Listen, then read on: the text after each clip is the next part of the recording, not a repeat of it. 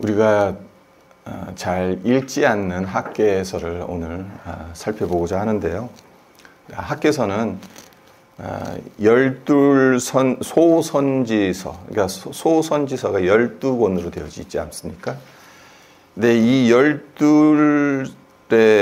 12권의 소선지서 중에서 매우 독특한 위치를 점하는 선지서라고 할 수가 있습니다. 왜 그런가? 그 이유인 즉슨, 물론 이 학개서 바로 다음에 나오는 스가랴서로 보면 1장과 2장에서 다리오 왕 제2년 8째 달에 뭐 이런 식으로 그 날짜가 정확하게 나오기는 합니다. 근데 스가랴서 같은 경우도 1장과 2장에서만 그렇게 이제 날짜가 정확하게 나오고 그 다음에는 이제 그런 내용이 없어요. 그리고 다른 소선지서들을 이렇게 보시면 이제 정확한 날짜가 나오지 않습니다. 그냥 어느 왕 시대에 하나님의 말씀이 임하였다, 뭐 이런 식으로 나옵니다. 하지만 이 학개서는 하나님의 말씀이 임한 날짜가 매우 정확하게 기록되고 있습니다. 그래서 구체적으로 말씀드리자면 1장 1절에서 15절, 그리고 2장 1절에서 9절, 그리고 2장 10절에서 19절, 2장 20절에서 23절. 이게 이제 학개서가 네 부분으로 나뉘어지는 거거든요. 근데 이 매 단락마다 처음에 어떤 식으로 이야기를 합니까? 1장 1절 보시면 다리오 왕 제2년 6째 달, 곧 그 달 초하루에 이렇게. 그리고 2장 1절도 한번 보세요.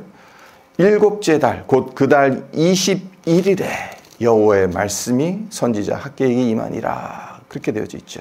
2장 10절도 마찬가지입니다. 다리오 왕 제2년 9째 달 24일에. 그리고 마지막으로 또 20절도 보시면 그 달 24일에 여호와의 말씀이 다시 학개에게 임하니라. 그러니까 학개서를 단락 짓는 거 참 쉽습니다. 이 시간별로 딱딱 끊으면 되는 거예요.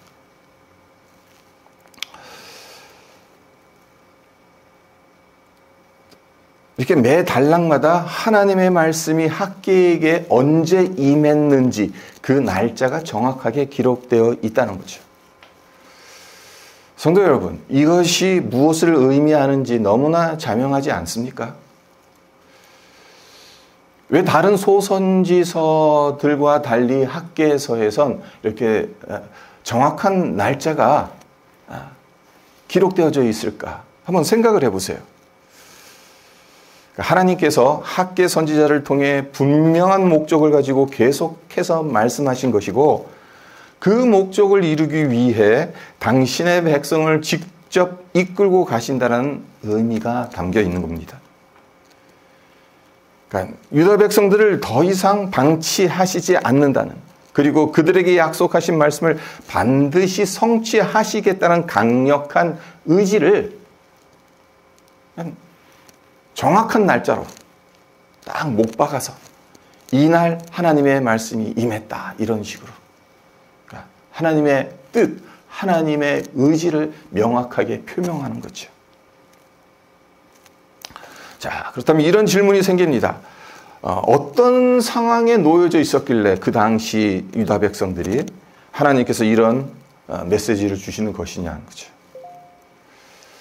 자, 우리가 잠깐 머릿속으로나마 타임머신을 탔다 생각을 하시고 주전 538년으로 한번 돌아가 보도록 하죠. 주전 538년은 이 고대 근동의 이 정치 외교적인 면에서 상당히 중요한 해입니다. 왜냐하면 이 바벨론 제국이 멸망당하고 바사 제국이 그 고대 근동 지역에 패권을 쥐게 돼요. 근데 이때 고레스 왕이 바빌론을 멸망시키고 난 후에 칙령을 반포해요. 근데 이 칙령이 유다 백성들에게 상당히 중요한 칙령이었습니다. 왜 그런가 하면요, 바벨론에 끌려온 유다 백성들이 자기 고향으로 돌아가 여호와 하나님을 섬기고 성전을 재건할 수 있도록 허락하는 칙령이었기 때문입니다. 그러니까 예레미야가 예언했던 대로, 그러니까 포로로 끌려왔던 유다 백성들이 다시 예루살렘으로 귀환하게 될 것을, 그러니까 이 고레스의 칙령에 의해서 실제적으로 이루어지는 겁니다. 그리고 놀랍게도 이 칙령은 곧바로 실행에 옮겨져요. 다음 해인 주전 537년, 그러니까 스룹바벨의 인도로 1차 포로 귀환이 시작됩니다. 그리고 그 다음 해 주전 536년엔 성전의 기초를 놓는 감격적인 순간을 맞이합니다. 그러니까 하나님이 약속하신 것이 이제 이루어졌고, 이 고레스 왕을 통해서 실제적으로 유다 백성들이 이제 예루살렘으로 다시 귀환하고 성전에 기초석을 놓았어요. 그러니까 얼마나 기뻤겠습니까? 다들 설레임으로 가득 찼겠죠. 하지만 이 간격은 오래가지 못합니다. 문제가 발생해요. 내부의 갈등과 외부의 방해가 너무 심해서 성전 재건축이 중단됩니다. 그러니까 귀환민들은 하루 이틀 이렇게 중단될 수 있겠지. 근데 곧 다시 시작할 수 있을 거야. 이런 생각을 하면서 처음에는 기다렸을 겁니다. 그러나 시간이 흘러도 아무 일이 일어나지 않는 거예요. 하루 이틀, 한 달, 1년 공사가 재개될 기미가 전혀 보이지 않습니다. 그리고 그렇게 5년, 10년을 넘기더니 결국에 16년이라는 세월이 훌쩍 흘러가 버립니다. 자, 보통 한 세대 바뀌는 것이 20년으로 잡잖아요.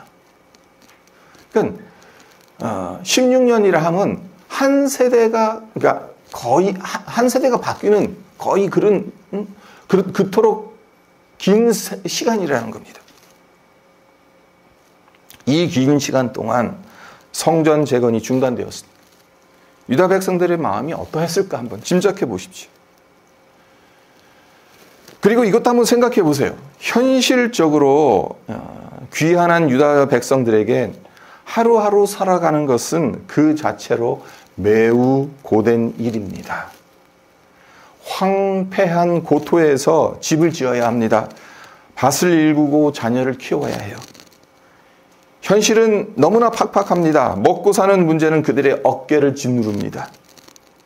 이러했으니까 이제 성전 재건은 물 건너갔다.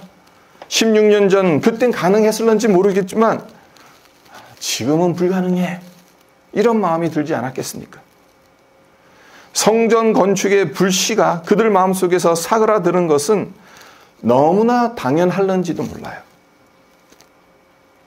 그렇게 시간은 흘러갔고 기초석만 달랑 놓인 성전터는 무성한 잡초로 뒤덮인 채 사람들의 눈에서, 마음에서, 기도에서 점점 잊혀져 갑니다. 하지만 하나님은 잊으셨겠습니까? 잊지 않으셨죠. 16년 동안 사람들 눈으로 보기에는 하나님께서 아무 일도 안 하시는 것처럼 보였습니다. 침묵하신 것처럼 보였습니다. 그러나 유다 백성들을 예루살렘으로 돌아오게 하신 목적을 하나님은 결코 잊지 않으셨습니다. 그래서 지금 하나님께서 무엇을 하십니까? 학개 선지자를 부르십니다. 학개 선지자를 부르셔서 이 성전 재건을 다시 할 것을 명령하십니다. 학개가 하나님의 말씀을 이제 대언하며 외치죠. 자, 2절을 볼까요? 만군의 여호와가 이같이 말하여 이르노라. 이 백성이 말하기를 여호와의 전을 건축할 시기가 이르지 아니하였다 하느니라. 자, 학개가 전한 하나님의 말씀을 들여다보면 하나님께서 지금 단순히 성전 재건하지 못한 것을 지적하시는 것이겠습니까? 그러니까 사람들이 하는 말이 지금 여호와의 전을 건축할 시기가 이르지 아니했다. 그렇게 말하는 것을 하나님께서 지적하시는 거거든요. 그러니까 왜 성전 재건하지 못하냐? 그것을 말씀하시는 거냐? 아니라는 거예요. 왜 그런가 하면요. 지금 하나님께서 유다 백성들을 뭐라고 부르고 계십니까? 이 백성이라고 부르고 계시죠. 이 백성이라고 부르고 계십니다. 이 백성이라고 말씀하시는 것에 주목할 필요가 있습니다. 자, 하나님께서 당신의 백성을 부르실 때 보통 어떻게 부르십니까? 내 백성, 나의 백성 이렇게 부르실 거 아니에요. 당신의 소유라는 개념으로 부르셨잖아요. 근데 이 백성이라 하면 뭡니까? 이게 나와 상관없는 거야 되는 거예요. 3인칭이 되는 겁니다.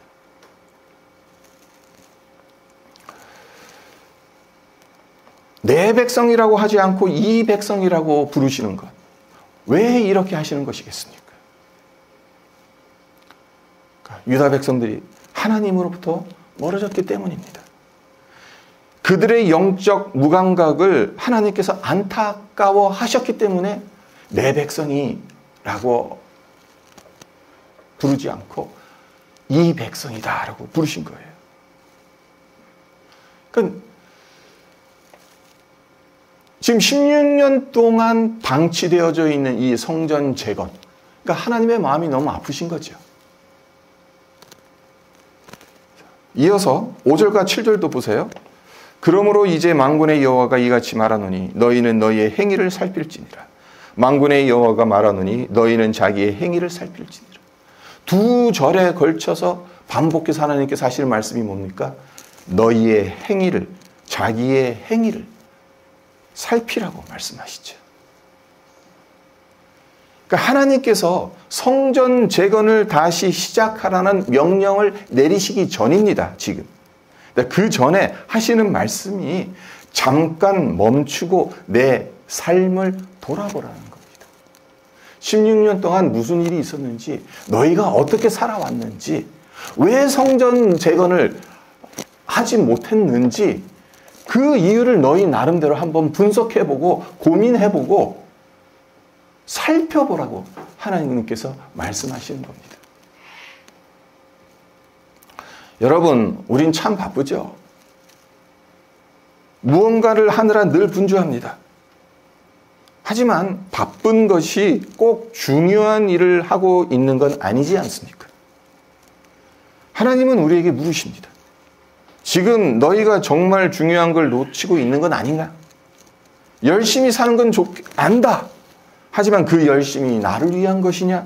아니면 너 자신을 위한 것이냐? 그러니까 너희를 살피라. 자신의 행위를 살피라. 이 말씀은 이 말씀인 겁니다. 너희가 지금까지 16년 동안 살아온 것, 나를 위한 것이냐? 너희를 위한 것이냐? 그것을 살펴보라는 거죠.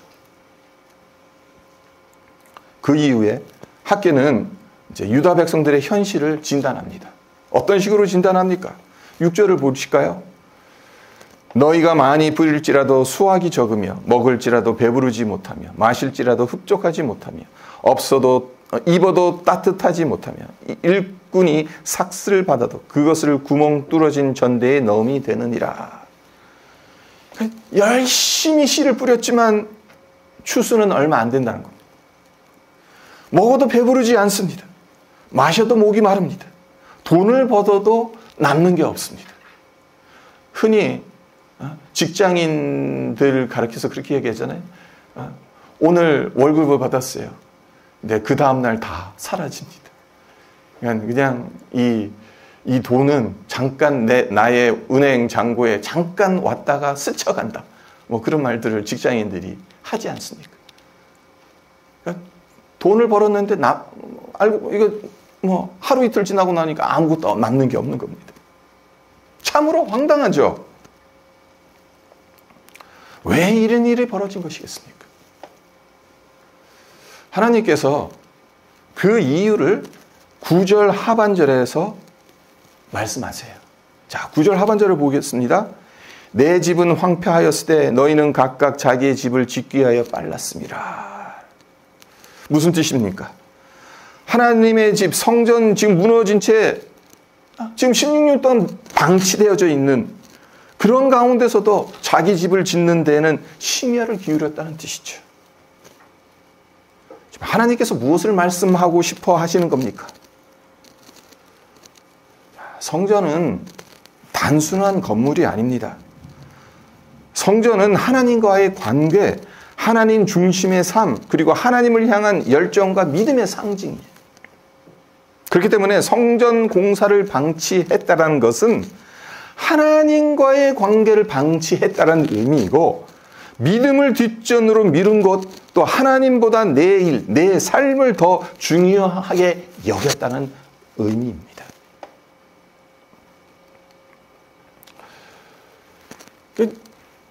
학개 선지자가 지금 유다 백성들의 현실을 정확하게 평가하고 있는 겁니다. 네, 여기서 잠깐 한 가지 포인트를 짚고 넘어갔으면 좋겠습니다. 그러니까 오늘 본문 말씀을 잘못 해석한다라는 이런 포인트인데요. 가장 흔하게 범하는 잘못된 해석은 뭡니까? 이 성전 건축을 교회 건축에 그대로 적용하는 경우가 많죠.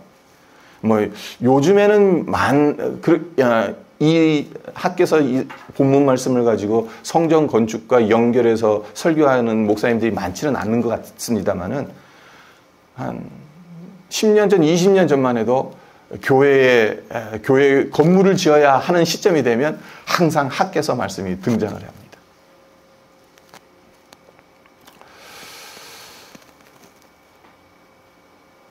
물론 이 말씀이 교회 건축에 대한 통찰 그리고 적용점을 제시하기는 합니다만은, 교회 건축으로만 국한시킨다면 본질을 놓치는 겁니다.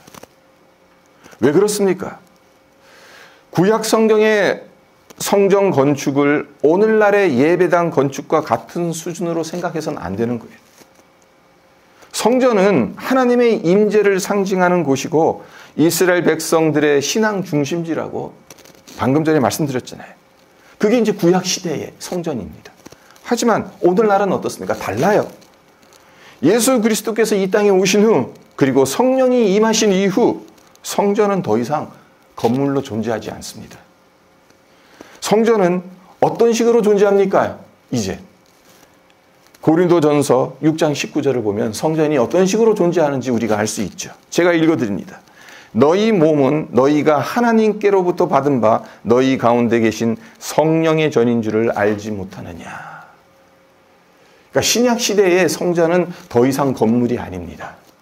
우리 몸이 성령이 거하시는 하나님의 전입니다. 그렇기 때문에 성전을 건축한다는 것은 이제 이 신약 시대에선 우리 자신을 영적으로 세운다라는 의미이지 어떤 건물을 짓는다라는 의미가 아닌 거예요. 그리고 오늘 본문 말씀을 잘못 해석하는 것이 또 하나 있어요. 그것이 뭐냐면은 오늘 본문 말씀을 읽어 나가다 보면 비난과 책망으로 이 본문 말씀을 읽기가 쉽습니다. 그러니까 대표적으로 4절 한 구절만 보도록 하죠. 4절을 보시면 이 성전이 황폐하였거늘 너희가 이때에 판벽한 집에 거주하는 것이 옳으냐라고 하죠. 그러니까 판벽한 집이 좀 어려운 말입니다. 이것 그러니까 여러분의 이해를 돕기 위해서 새 번역으로 제가 읽어드리겠습니다. 성전이 이렇게 무너져 있는데 지금이 너희만 잘 꾸민 집에 살고 있을 때란 말이냐. 그러니까 판벽한 집이란 잘 가꾸지, 레노베이션 다 하고 이쁘게 잘 가꾼 집. 근데 이 말씀을 들으면 어떤 느낌이 드십니까? 마치 하나님께서 이 이기적인 자들아라고 야단치시는 것처럼 들리지 않습니까? 그렇게 들리죠. 물론 하나님께서 이렇게 말씀하신 데엔 유다 백성들의 안일함과 이기심을 지적하는 측면이 분명히 있기는 합니다. 하지만 우리가 오해하지 말아야 할 점 또한 있다라는 사실입니다. 그것이 무엇인가 하면 하나님은 죄책감을 주시기 위해 또는 두려움과 협박으로 사람을 움직이시는 분은 아니라는 겁니다. 이거 안 하면 너 매 맞아 뭐 이런 식으로 강요하고 회초리를 들고, 자, 만약 하나님께서 그렇게 하신다면 어떻게 하나님을 진심으로 신뢰하고 따를 수 있겠습니까? 마지못해서 억지로 그렇게 안 하면 하나님께 회초리 맞으니까 하는 거겠죠. 네, 이 당시 유다 백성들은요, 이미 극심한 영적 침체에 빠져 있는 상태예요. 삶은 지쳐 있을 대로 지쳐 있어요. 마음은 상할 대로 상해 있는 상황입니다. 그런 그들을 향해 하나님께서 회초리를 드시고 이게 다 너희 잘못이다 라고 하신다면 그들이 어떻게 다시 일어설 수 있겠습니까? 마지못해 할 수는 있겠죠. 근데 마지못해 하는 게 얼마나 오래가겠습니까? 하나님의 뜻은 영혼을 살리는 것이지 죽이는 것이 아니잖아요. 영적 침체에 빠진 자들을 일으켜 세우는 것이지 짓밟아 무너뜨리는 것이 아니지 않습니까? 그러니까 학개가 선포한 이 메시지는 하나님께서 당신의 백성을 살리시고 다시 일으키시겠다는 말씀으로 하신 거예요. 단지 정죄하고 책망하시기 위해서가 아니라는 거예요. 그리고 하나님께서 그렇게 하셨다라는 것 어디에서 우리가 볼 수 있냐면, 만약에 하나님께서 책망하시고 정죄하시는 투로 유다 백성들에게 말씀을 하셨다면 유다 백성들, 계속해서 말씀드리지만 억지로 했을 겁니다. 자원해서 기쁜 마음으로 하지 않았을 겁니다. 하지만 어떻게 지금 유다 백성들의 반응이 어떠했는지 보세요. 14절을 볼까요?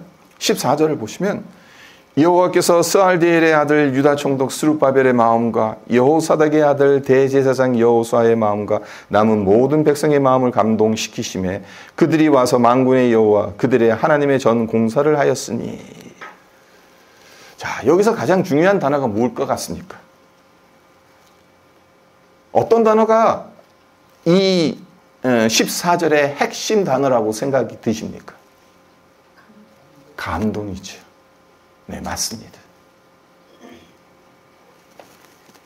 지금 하나님은 책망이나 협박으로 유다 백성들을 몰아붙이시지 않아요. 감동으로 유다 백성들의 마음을 움직이시는 겁니다. 하나님의 말씀이 지도자인 스룹바벨과 여호수아 그리고 유다 백성들의 마음을 감동시키자 어떤 일이 일어나는지 보십시오. 백성들이 16년 동안 중지되었던 성전 재건을 자발적으로 다시 시작하게 됩니다. 네, 이 과정을 자세히 들여다보면 하나님은 유다 백성들의 마음을 감동시키는 것, 그것 자체만으로도 상당히 중요하죠. 하지만 여기서 멈추시지 않아요. 그 감동이 구체적인 순종으로 이어지기를 바라셨다는 것을 우리는 발견하게 됩니다. 자, 8절 상반절로 넘어가서 보면요. 너희는 산에 올라가서 나무를 가져다가 성전을 건축하라. 자, 한번 잠깐 생각해 보세요. 자, 굳이 산에 올라가서 나무를 가져와야 할 필요가 있겠습니까? 평지에도 나무는 얼마든지 있지 않습니까? 그런데도 하나님은 왜 산에 올라가서 나무를 가져오라고 명령하시는 것이겠습니까? 그 이유는 편한 평지 대신 산을 오르며 땀 흘리고 수고하는 순종을 원하셨기 때문이라는 거예요. 16년 동안 판벽한 집에 살았다. 하나님께서 말씀하셨잖아요. 그러니까 이제 좀 땀 좀 흘려라.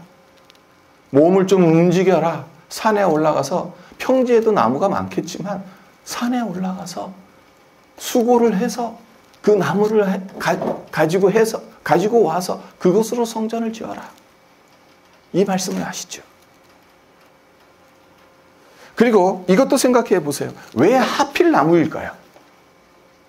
성전을 짓기 위해서 나무만 필요합니까? 다른 것들도 많이 필요합니다. 특히 솔로몬 성전을 지었을 때 보세요. 어떻습니까? 금은 보석 엄청나게 화려한 것들로 치장을 하지 않습니까? 그러니까 벽이 다 금으로 발랐어요. 근데 지금 학계를 통해서 하나님께서 유다 백성들에게 하시는 이 말씀에서는 나무를 말씀하십니다.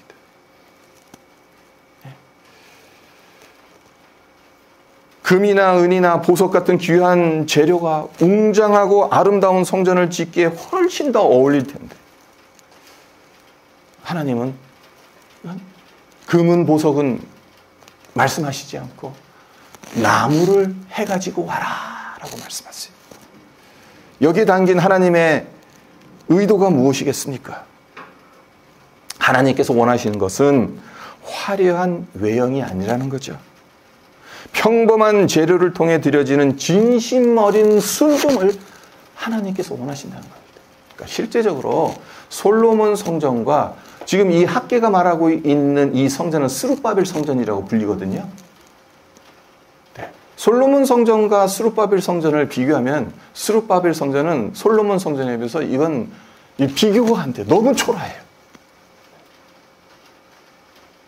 하지만 그럼에도 불구하고 하나님은 사람들 눈으로 보기엔 솔로몬 성전보다 더 훨씬 더 초라해 보이는 이 스룹바벨 성전을 하나님은 그것을 통해서 영광을 받으시는 거죠.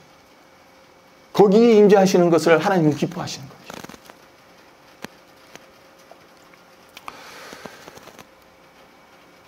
누구나 쉽게 구할 수 있는 나무처럼 일상 속에서 드리는 정직한 헌신, 작지만 진실한 순종을 하나님께서 기뻐 받으신다는 겁니다. 이처럼 하나님은 감동도 중요하지만 이 감동이 구체적인 행동으로 나타나기를 원하셨어요. 그래서 산에 올라가 나무를 가져다가 성전을 건축하라는 매우 구체적인 순종을 요구하셨던 겁니다. 자, 그렇다면 유다 백성들, 이 감동을 어떤 식으로 드러냈겠습니까? 한 단어로 말씀드리자면 거룩한 도전으로 보여줬다라고 말씀드릴 수 있을 것 같습니다. 왜 그런가 하면요. 12절을 한번 볼까요? 12절을 보시면 스알디엘의 아들 스룹바벨과 여호사닥의 아들 대제사장 여호수아와 남은 모든 백성이 그들의 하나님 여호와의 목소리와 선지자 학개의 말을 들었으니 이는 그들의 하나님 여호와께서 그를 보내셨습니다. 백성이 다 여호와를 경외하며 학개를 통해 하나님의 말씀이 유다 백성들 그리고 지도자들인 스룹바벨과 여호수아의 귀에 들려지니까 어떤 식으로 반응을 합니까? 여호와를 경외했다라고 하죠. 감동이 하나님을 향한 경외함으로 이어졌다는 뜻입니다. 학개 선지자가 하나님의 말씀을 전했을 때 모든 백성들이 여호와를 경외했다는 거예요. 근데 경외가 무엇인지 우리는 잘 알지 않습니까? 무서워서 벌벌 떠는 공포를 경외라고 말하지 않잖아요. 존경심과 사랑이 깃든 거룩한 두려움을 우리는 경외라고 부르지 않습니까? 하나님의 영광과 위엄 앞에 설 때 느끼는 깊은 떨림, 그 앞에 함부로 설 수 없다는 경각심, 이것이 경외예요.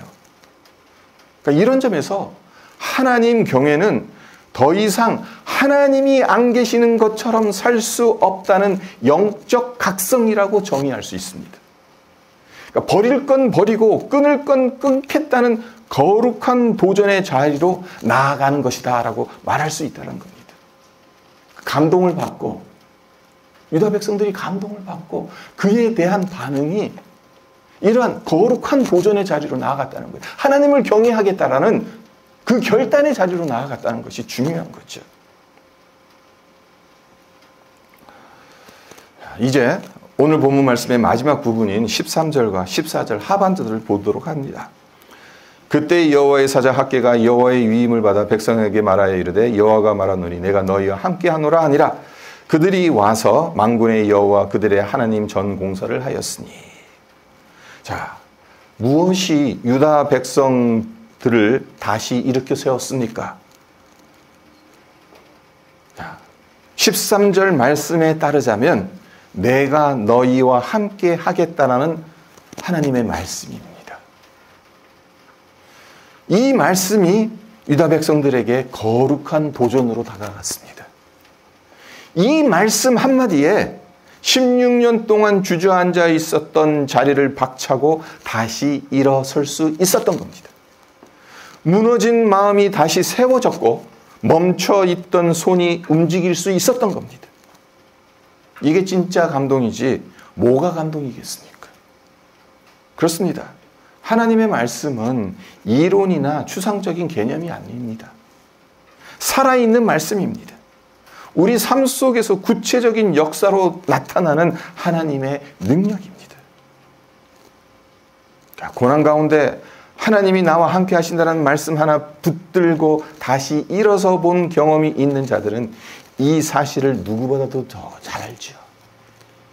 이게 얼마나 큰 감동이고 거룩한 도전인지를 잘 압니다. 말씀을 맺겠습니다. 오늘 본문 말씀인 학개서 1장은 2500년 전 유다 백성들에게만 주신 말씀이 아닙니다. 지금 이 순간 우리 각자를 향해 말씀하시는 하나님의 생생한 음성이기도 합니다. 하나님은 지금도 말씀하십니다. 더 이상 방치하지 않겠다. 너는 나의 성전이다. 내가 너를 다시 세우겠다. 이 말씀을 듣는 우리 자신 한번 이 말씀 앞에 우리 자신을 돌아봤으면 좋겠어요. 나는 지금 어떤 상태에 있습니까? 나라는 성전은 건축 중에 있습니까? 아니면 멈춘 채 방치되어 있습니까? 혹여 과거에 받았던 은혜와 감격을 떠올리며 그땐 좋았지 하며 신앙을 과거에 가두고 있지는 않습니까? 하나님은 과거의 회상이 아니라 오늘의 감동과 순종을 원하십니다. 하나님은 여전히 말씀으로 우리를 감동시키시고 그 감동이 작지만 분명한 순종의 발걸음으로 이어지기를 원하십니다. 그렇기 때문에 우리 모두 이렇게 결단했으면 좋겠습니다. 하나님께서 나와 함께 하시겠다고 약속하셨으니 일어나겠습니다. 순종하겠습니다. 감동은 설교를 받고 은혜 받았다. 그것으로 끝나는 게 아니잖아요. 그 감동을 붙잡고 산으로 올라가 나무를 가져오는 구체적인 순종으로 이어져야 하지 않습니까? 우리가 산으로 올라가서 가져와야 할 나무는 어떤 것들이 있겠습니까? 제가 답은 드리지 않겠습니다. 여러분 스스로 찾아보세요. 기도하시고 말씀 속에서 찾아보시기를 바랍니다. 하나님께서 감동하실 때 주저하거나 머뭇거리지 맙시다. 그 감동을 따라 일어서고 작은 순종의 발걸음을 내디디시기를 바랍니다. 그래서 우리와 함께 하시는 하나님의 은혜 안에서 우리의 성전을 아름답게 세워가시기를 주님의 이름으로 축원드립니다.